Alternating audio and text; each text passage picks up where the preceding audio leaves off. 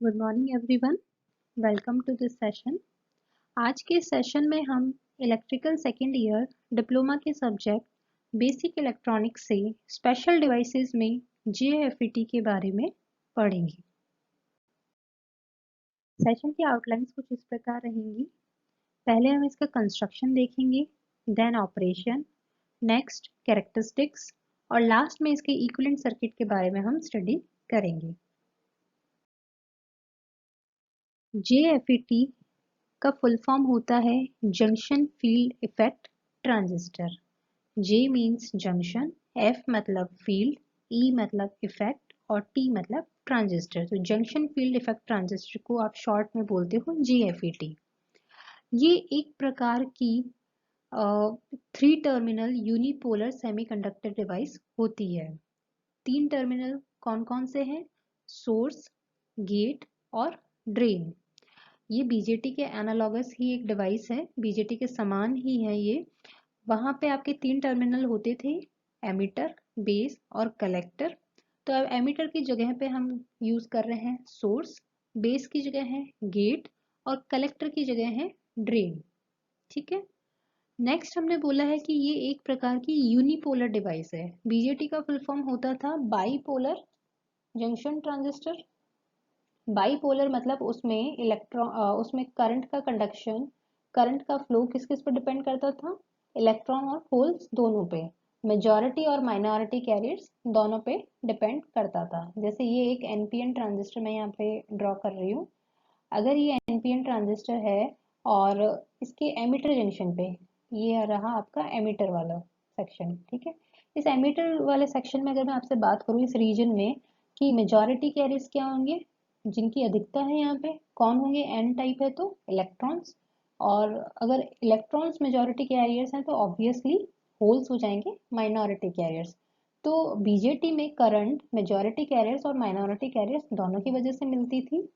पर FET एक unipolar device है, जिसका मतलब यह है कि इसका पूरा ऑपरेशन या तो सिर्फ और सिर्फ इलेक्ट्रॉन्स या सिर्फ होल्स के कंडक्शन पर डिपेंड करता है। तो ये एक प्रकार की मेजॉरिटी कैरियर डिवाइस है। अब मेजॉरिटी कैरियर डिवाइस है तो इसका एक एडवांटेज ये है कि ये लेस नॉइजी है। लेस नॉइजी क्यों? क्योंकि इसमें माइनॉरिटी कैरियर्स एब्सेंट रहते हैं।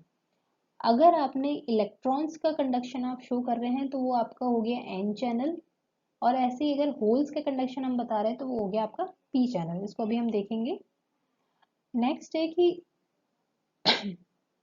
FET के अंदर इसका जो इनपुट टर्मिनल है, जो कि आप बोल इनपुट टर्मिनल को आप गेट बोल रहे हो, तो इसके गेट पे अप्लाई किए हुए वोल्टेज के द्वारा इसमें सोर्स और ड्रेन के बीच में फ्लो होने वाली करंट को कंट्रोल किया जाता है। तो जिसका रिजल्ट ये मिलता है कि जो आउटपुट करंट है वो इनपुट वोल्टेज के प्रोपोर्शनल होती है।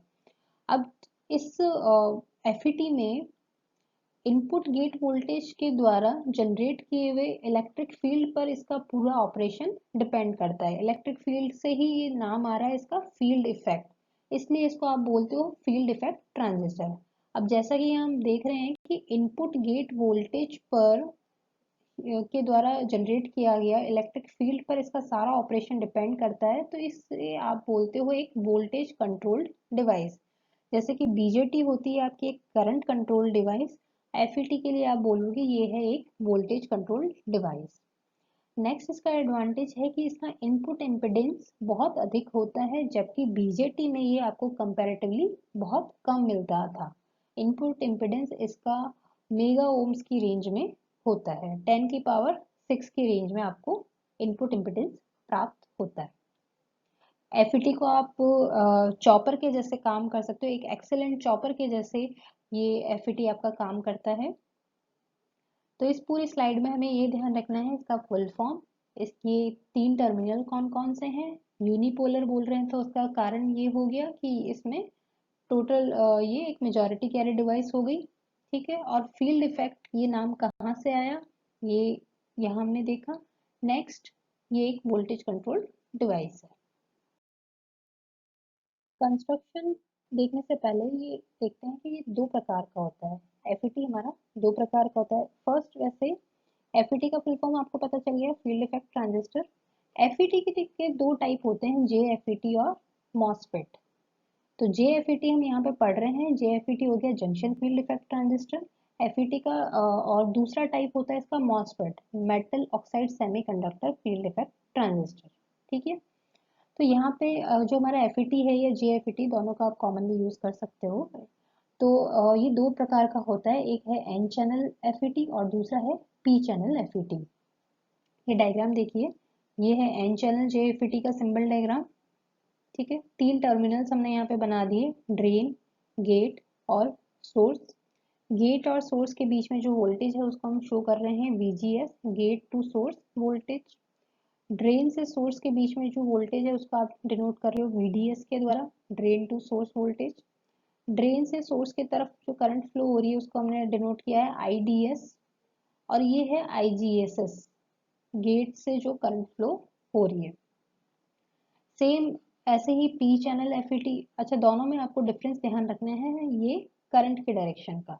ठीक है, इसमें आपका ये करंट का डायरेक्शन इनवर्ड है, इसमें करंट की डायरेक्शन आउटवर्ड है।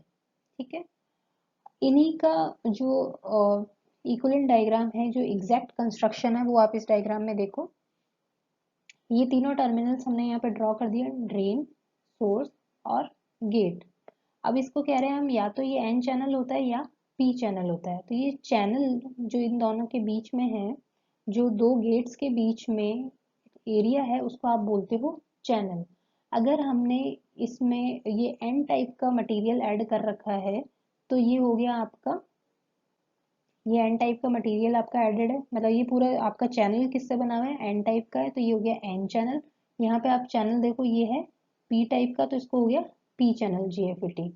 इसमें ध्यान देने वाली बात है, ये है कि जो चैनल है उसके ऑपोजिट आप यहाँ पे मटेरियल की मटेरियल या सबस्ट्रेट आप यहाँ पे गेट पर यूज करते हो। जैसे ये चैनल एन टाइप का है, तो आपने सबस्ट्रेट गेट पे जो सबस्ट्रेट यूज किया है वो हो गया पी टाइप का। ऐसे ही यहाँ पे चैनल पी टाइप का है, तो गेट पे जो सबस्ट्रेट यूज किया है वो है हमारा एन टाइप का। ये दो गेट नहीं है, ये इंटरनली शॉर्ट सर्किट होते हैं। ये बस इसका क्रॉस सेक्शनल व्यू समझ लीजिए आप। ठीक है, तो ये हो गया तीनों टर्मिनल हमारे, ड्रेन, गेट और सोर्स। ठीक है, बीच में चैनल हो गया, और ये दोनों हो गए हमने किस टाइप का सबस्ट्रेट इसमें यूज किया है। तो अगर हम एन चैनल FET की बात कर रहे हैं, तो उसमें एक पी टाइप का मटेरियल को आप ऐड कर रहे हो एन टाइप सबस्ट्रेट में। पी टाइप का मटेरियल आपने ऐड कर दिया एक एन टाइप सबस्ट्रेट में। इसका जस्ट ऑपोजिट क्या हो गया, एन टाइप का मटेरियल ऐड कर दिया आपने पी टाइप के सबस्ट्रेट में। ठीक है, दूसरा ये कि जो गेट्स के बीच का एरिया है उसको हम चैनल बोल रहे हैं। जो मेजॉरिटी कैरियर्स है वो इसी चैनल के द्वारा पास होते हैं। दोनों सिरों पर हमने एन टाइप और पी टाइप सेमीकंडक्टर बार के लिए ओमिक कॉन्टैक्ट्स बनाए हैं। ठीक है, जिनसे आप सोर्स और ड्रेन फॉर्म करते हो। और जो सोर्स और ड्रेन टर्मिनल्स हैं उनको यहाँ पे इंटरचेंज भी किया जा सकता है, इसलिए ये एक प्रकार की सिमेट्रिकल डिवाइस भी है। BJT एक असिमेट्रिकल डिवाइस है, वहाँ पे आप एमिटर और कलेक्टर को इंटरचेंज नहीं कर सकते हैं। यहाँ पे आप ड्रेन और सोर्स टर्मिनल्स को इंटरचेंज कर सकते हैं। अब जो चैनल है वो हमारा रेजिस्टिव नेचर का होता है। रेजिस्टिव नेचर का है तो एक वोल्टेज ग्रेडियंट उसमें फॉर्म हो जाता है पूरी उसकी चैनल की लेंथ पे। वोल्टेज जो ग्रेडियंट है उसमें ये रहेगा कि जो ड्रेन की एक ड्रेन टर्मिनल है, दूसरा हमारा सोर्स टर्मिनल है। तो ड्रेन से सोर्स की तरफ अगर आप बढ़ रहे हैं, ड्रेन से सोर्स की तरफ अगर हम बढ़ रहे हैं, तो वोल्टेज कम, वोल्टेज जो यहाँ पे ज़्यादा पॉजिटिव वोल्टेज मिल रहा है, तो जैसे जैसे आप ट्रेवल करोगे आपको वोल्टेज और कम होता हुआ मिलेगा। जैसे अगर यहाँ पे +5 वोल्ट है ड्रेन की तरफ, तो आप सोर्स की तरफ मूव करोगे तो +5, देन +4, 3, 2, 1, ऐसे आपका वोल्टेज वेरी होगा। तो ये हो गया आपका एक वोल्टेज ग्रेडियंट। अब इसमें अभी डायग्राम में ये देखा, ये अगर एन चैनल है, तो एन चैनल में ये बीच का चैनल हमने बना दिया एन, और इसमें हो गया ये पी टाइप आपने मटेरियल ऐड कर दिया। ये दोनों जगह पे पी टाइप मटेरियल हमने ऐड कर दिया। तो ये जो गेट है, ये गेट हमेशा इसमें रिवर्स बायस होता है। गेट हमेशा इसमें रिवर्स बायस होएगा। रिवर्स बायस होने पे क्या होगा कि ये पी और ये जो जंक्शन है ये भी आपका एक रिवर्स बायस जंक्शन है, ऐसे ही यहाँ पे भी एक आपको रिवर्स बायस जंक्शन मिलेगा। और रिवर्स बायस जंक्शन हम जानते हैं कि डिप्लीशन लेयर बनती है उस पे। तो यहाँ पे पी और एन के बीच में एक डिप्लीशन लेयर बनेगी, दूसरे इस जंक्शन पर आपको डिप्लीशन लेयर प्राप्त होती है। और डिप्लीशन लेयर बनना शुरू होगी तो जैसे जैसे हम इस रिवर्स बायस वोल्टेज को बढ़ाएंगे, वही बीजेटी वाला कंसेप्ट कि रिवर्स बायस वोल्टेज को बढ़ाने पर डिप्लीशन लेयर की विड्थ बढ़ती है, वो यहाँ पे भी होगा। अब डिप्लीशन लेयर की विड्थ बढ़ेगी तो यहाँ पे चैनल की चौड़ाई कम होती जाएगी, तो इसको हम आगे इसके ऑपरेशन में देखेंगे। जो एन चैनल जेएफईटी है उसमें गेट पे जो वोल्टेज हम लगाते हैं वो नेगेटिव है, और जो पी चैनल जेएफईटी है उसमें गेट पे लगाया जाने वाला, अप्लाई किया जाने वाला वोल्टेज पॉजिटिव होता है। ये हम एन चैनल जेएफईटी का ऑपरेशन देख रहे हैं यहाँ पे। ये डायग्राम देख रहे हैं, बीच में हो गया आपका एन चैनल, ये दोनों साइड हो गया आपके पी टाइप का आपने जो मटेरियल ऐड किया है। अब इस पे अगर इसको रिवर्स बायस करवाना है एन चैनल वाले को, ये पी है तो इस पे आप गेट पे कौन सी पोलैरिटी लगाओगे, नेगेटिव, कि माइनस को पी से पॉजिटिव से जोड़ोगे तभी यहाँ पे आपको रिवर्स बायस मिलेगा।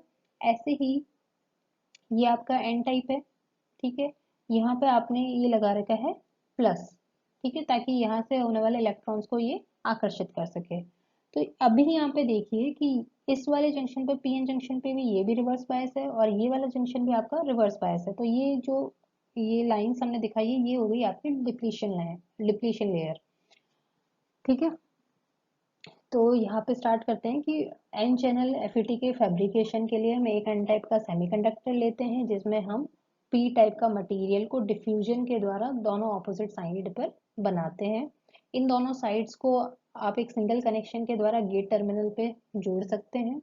जो रिवर्स बायस पीएन जंक्शन है उन पे डिप्लीशन लेयर बनना शुरू हो जाती है जब हमने कोई भी एक्सटर्नल वोल्टेज अप्लाई नहीं किया है।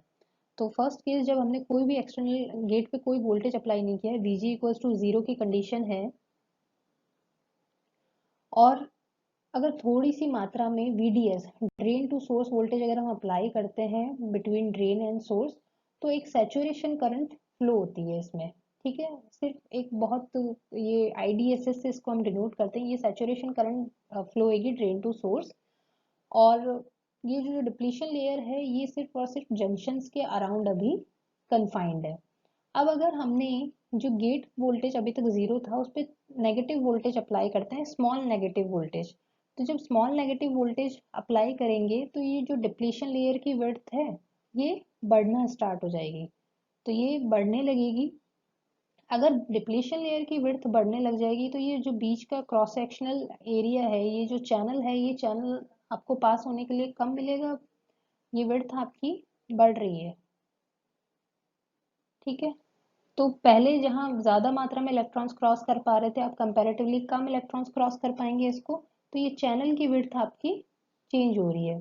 तो आप यहाँ देख रहे हैं कि जैसे जैसे हम ये रिवर्स बायस वोल्टेज को इंक्रीज करेंगे डिप्लीशन रीजन की विड्थ बढ़ेगी, और इसकी वजह से चैनल का कंडक्शन, चैनल की कंडक्टिविटी आपकी कम हो रही है। अब अगर इस गेट वोल्टेज को हमने बहुत ज़्यादा नेगेटिव बना दिया तो ऐसा हो सकता है कि जो चैनल की विड्थ है वो बहुत कम हो जाए और बिल्कुल इसमें कोई करंट यहाँ पे फ्लो ना हो पाए, ठीक है। तो इस कंडीशन को, जब ये दोनों डिप्लीशन लेयर ऑलमोस्ट एक दूसरे को टच कर जाती है, इसको आप बोलते हो कि ये पिंच्ड ऑफ कंडीशन में एफईटी आपका पहुंच गया है। तो पिंच ऑफ कंडीशन पे जो वोल्टेज है उसको आप बोलोगे पिंच ऑफ वोल्टेज, वो वोल्टेज जिस पर चैनल क्लोज हो जाता है, चैनल बंद हो जाता है, उसको आप पिंच ऑफ वोल्टेज बोलते हैं। या इसकी दूसरी डेफिनेशन ये है कि पिंच ऑफ वोल्टेज को डिफाइन किया जाता है वो minimum drain to source voltage जहां पर ड्रेन करंट सैचुरेशन वैल्यू, एक कांस्टेंट सैचुरेशन वैल्यू पर की ओर अप्रोच करती है। जो कांस्टेंट वैल्यू है वो आपकी सैचुरेशन वैल्यू से हम डिनोट करेंगे, ये इसके कैरेक्टरिस्टिक्स में हम देखेंगे। अब पिंच ऑफ रीजन में पहुंचने पर क्या होता है कि जो गेट वोल्टेज है VGS, ये ही चैनल करंट को कंट्रोल करता है। इस वक्त VDS drain to source voltage का इस पर कोई इफेक्ट नहीं रहता है।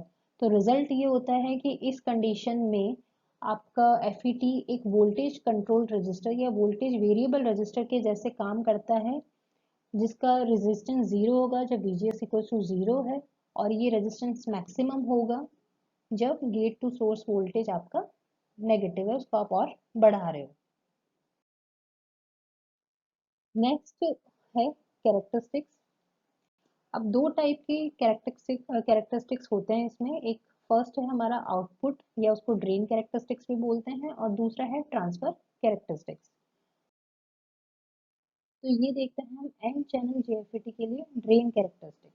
ठीक है, अगर आप ड्रेन करंट आईडी और drain to source voltage VDS के बीच में एक कर्व ड्रॉ करते हो, जबकि वीजीएस को हमने एक पैरामीटर के जैसे आप यूज कर रहे हो, तो इस प्रकार का जो ग्राफ आपको प्राप्त होता है उसको हम बोलते हैं ड्रेन अथवा आउटपुट कैरेक्टरिस्टिक्स। ठीक है, ये वाला ग्राफ हमारा ऑलमोस्ट बीजेटी के कलेक्टर कैरेक्टरिस्टिक कर्व के जैसे ही है। ठीक है, अब यहाँ पे देखो, जब स्टार्टिंग में हमने वीजीएस को जीरो रख रखा है, वीजीएस भी जीरो है और वीडीएस भी जीरो है, उस वक्त आपकी करंट जीरो फ्लो होगी, मतलब कोई करंट फ्लो नहीं होगी। धीरे धीरे अगर आप वीडीएस को बढ़ाते हो पर वीजीएस अभी भी आपका जीरो ही है, तो ये होगा कि बहुत माइन्यूट करंट फ्लो हो सकती है। ये जैसे हम बीजेटी में कट ऑफ रीजन होता था, ठीक है, कट ऑफ मोड में जो बीजेटी काम करता था वही हो गया आपका यहाँ पे पिंच ऑफ रीजन, जब आपकी शुरुआत में कोई करंट फ्लो नहीं हो रही है या बहुत माइन्यूट करंट फ्लो हो रही है। ठीक है, अब जब आप VGS की वैल्यू बढ़ाओगे, VGS की वैल्यू भी बढ़ा रहे हो और VDS की वैल्यू भी, यहाँ पे देखो VDS की वैल्यू भी बढ़ रही है, ठीक है, और VGS की वैल्यू भी आप इस लाइन के अकॉर्डिंग देखो बढ़ा रहे हो, तो आपको ये एक रीजन ओमिक रीजन मिलेगा जिसमें आपका करंट और वोल्टेज के बीच में एक लीनियर, ऑलमोस्ट लीनियर रिलेशनशिप आपको मिल रहा है। एक पॉइंट के बाद में जैसे आप पिंच ऑफ वोल्टेज बोलोगे, हमने बोला था कि पिंच ऑफ वोल्टेज को क्रॉस करने के बाद में वीडीएस का उस पर कोई कंट्रोल नहीं रहता है, सिर्फ और सिर्फ वीजीएस उसको कंट्रोल करता है, और एक कांस्टेंट करंट, एक सैचुरेटेड करंट उसमें फ्लो होती है, तो वो यहाँ हमने सैचुरेशन रीजन में दिखाया है। और उसके बाद में भी अगर हमने इसको वीजीएस को और ज़्यादा बढ़ा दिया, वीजीएस बहुत ज़्यादा नेगेटिव रिवर्स वोल्टेज आपने अप्लाई कर दिया, तो हो सकता है कि आपकी जेएफईटी में ब्रेक डाउन हो जाए और वो डैमेज हो सकती है। तो ये लास्ट हो गया ब्रेक डाउन रीजन, तो ये हो गया breakdown region. Saturation region ये रहा, ये ओमिक रीजन जहाँ पे ये लीनियरली बिहेव कर रहा है, और pinch off region cut off region के जैसे है। ठीक है, तो इनके ये जो चार रीजन्स हैं इनको हम देख, फर्स्ट है ओमिक रीजन। जब वीजीएस जीरो है तो जो हमारी डिप्लीशन लेयर है चैनल की वो बहुत कम होती है और जेएफटी एक वोल्टेज कंट्रोल रजिस्टर के जैसे काम कर रहा है, जो लीनियर ग्राफ हमें मिल रहा था। कट ऑफ रीजन को हम पिंच ऑफ रीजन भी बोलते हैं, जहाँ पे गेट वोल्टेज वीजीएस सफिशिएंटली होता है कि वो जेएफटी को ओपन सर्किट के जैसे एक्ट करवा पाए, इस वक्त चैनल का रेजिस्टेंस मैक्सिमम होता है। सैचुरेशन रीजन एक्टिव रीजन के जैसा है यहाँ पे, इस वक्त जेएफटी एक गुड कंडक्टर के जैसे काम करता है, और gate to source voltage VGS के द्वारा ये पूरा कंट्रोल्ड होता है, जबकि वीडीएस का इस पे बिल्कुल या बिल्कुल मतलब बहुत कम अथवा बिल्कुल इफेक्ट नहीं होता है।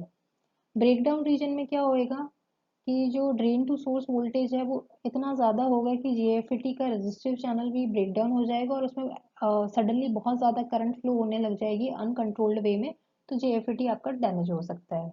अब ये सारा हमने पढ़ा है एन चैनल के लिए, जो हमने पढ़ा है सेम आप पी चैनल के लिए बताना है, बस पोलैरिटीज हमें चेंज करनी रहेगी। ठीक है, अब यहाँ पे ड्रेन करंट एन चैनल में क्या कर रही थी, ड्रेन करंट इंक्रीज हो रही थी वीजीएस के साथ में, इसमें डिक्रीज हो जाएगी। जो जेएफ एन चैनल में पड़ा है उसका जस्ट ऑपोजिट आपका हो गया पी चैनल में। ऐसे ही अब ट्रांसफर कैरेक्टरिस्टिक्स देखते हैं इसके। ट्रांसफर कैरेक्टरिस्टिक्स कुछ इस प्रकार के हैं, ये किस किस के बीच में बना रहे हो, आईडी, यहाँ पे अभी भी ये आईडी ही है। ठीक है, आईडी और वीजीएस के बीच में आप अगर कर्व बना रहे हो कीपिंग वीडीएस कांस्टेंट, वहां पे आपने आईडी और वीडीएस के बीच में बनाया था, यहाँ आईडी और वीजीएस के बीच में बना रहे हो। ठीक है, अब यहाँ पे क्या है कि ड्रेन करंट आपकी डिक्रीज हो रही है जैसे जैसे आप ये गेट टू सोर्स वोल्टेज को बढ़ाते जा रहे हो।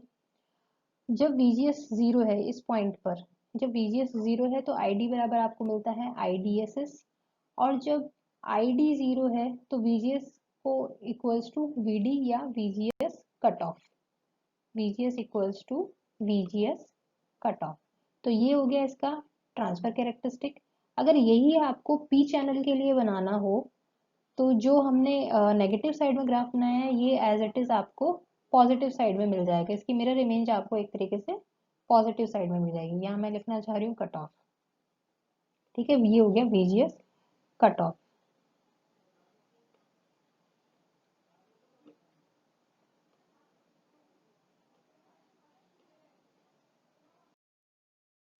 तो पी चैनल JFET के लिए अगर आपको बोला जाए, अभी बोला जो एन चैनल का है उसका मिरर इमेज आपको यहाँ में मिलेगा ट्रांसफर कैरेक्टरिस्टिक्स में। और ड्रेन कैरेक्टरिस्टिक्स में ये सब चीजें वहाँ पे हमने बात की थी कि एन चैनल के लिए VGS आपका नेगेटिव होता है और पी चैनल के लिए पॉजिटिव होता है। तो बस और सारी चीजें सेम है, ये बस आपका वोल्टेज पॉजिटिव हो गया। नेक्स्ट है JFET का small signal equivalent circuit. Gate terminal यहाँ पे दिखा है, ये हो गया आपका ड्रेन, और सोर्स आपने यहाँ पे ये दिखा दिया। ठीक है, बीजेटी का इक्विवेलेंट सर्किट भी आपने पढ़ा होगा, उसी के जैसे हमने ये बनाए हैं। तो ये इसका एक small signal AC equivalent circuit है। यहाँ पे गेट और सोर्स के बीच का जो वोल्टेज है उसको आप दिखा रहे हो VGS से। ठीक है, और ये है इसके इक्विवेलेंट सर्किट में GM-VGS, एक डिपेंडेंट करंट सोर्स हो गया GM-VGS। ऐसे ही रेजिस्टेंस है RD, ये ड्रेन रेजिस्टेंस है, ये गेट टू सोर्स वोल्टेज है। GM होती है आपकी ट्रांसकंडक्टेंस। जो ड्रेन करंट हम यहाँ बोल रहे हैं, एक्टिव रीजन में इस ड्रेन करंट को इस फॉर्मूले के द्वारा आप दे सकते हो। ID equals to IDSS 1 minus VGS upon VP का होल स्क्वायर। ठीक है, यहाँ पे ये VP क्या है आपका पिंच ऑफ वोल्टेज, VGS हो गया gate to source voltage, IDSS क्या हो जाएगा ड्रेन टू, ये आपका ड्रेन टू सोर्स सैचुरेटेड या शॉर्ट सर्किट करंट भी बोलते हो इसको, या आप इसको सैचुरेशन करंट के नाम से याद रखना।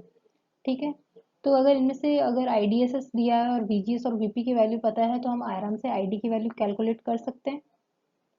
नेक्स्ट है चैनल का रेजिस्टेंस, स्मॉल RD से भी दिखा सकते हो अगर आप AC इक्विवेलेंट सर्किट में बोल रहे हो। और बाकी का ये हो गया drain to source resistance, channel resistance आप दिया जाएगा delta VDS upon delta ID। Transconductance या कंडक्टेंस क्या होता है, रेजिस्टेंस का इन्वर्सली प्रोपोर्शनल, मतलब इसी का इन्वर्स होता है। R रेजिस्टेंस और कंडक्टेंस एक दूसरे के इन्वर्सली प्रोपोर्शनल होते हैं, तो वहां से ही आपको फॉर्मूला मिल गया। तो यहाँ से अगर मेरे को GM का फॉर्मूला लिखना रहेगा तो क्या हो जाएगा GM equals to ID upon VDS, जहाँ पे GM है एक ट्रांस कंडक्टेंस गेन। चूंकि JFET आपकी एक वोल्टेज कंट्रोल डिवाइस है, ठीक है, तो ये जो ट्रांस कंडक्टेंस गेन है ये आपको यहाँ पे क्या डिफाइन करेगा, rate of change of drain current with respect to change in gate to source voltage. ठीक है, जैसे GM का फॉर्मूला निकलना रहेगा तो जस्ट आप इसका इनवर्स लिख दोगे, GM equals to ID upon VGS, delta ID upon delta VGS। तो rate of change of drain current with respect to change in gate to source voltage. तो ये हो गया आपकी करंट, ये हो गया रेजिस्टेंस, ये ट्रांस कंडक्टेंस। ठीक है, तो ये सारा हमने पढ़ा है FET के बारे में। FET दो प्रकार का होगा, JFET और MOSFET। यहाँ JFET पढ़ा है, JFET फर्दर डिवाइडेड था आपका N चैनल और P चैनल में। देन हम इनका सिंबल डायग्राम देखा, नेक्स्ट हमने इसका कंस्ट्रक्शन देखी, नेक्स्ट हमने इसका ऑपरेशन देखा, और जो N चैनल का ऑपरेशन पढ़ा है वो ही सेम आपको मिलता है P चैनल में। ठीक है, बस थोड़ी बहुत पोलैरिटी में चेंज आता है। तो ये सारी चीज़ें देखिए, आई होप आपको समझ में आया होगा। Thank you so much.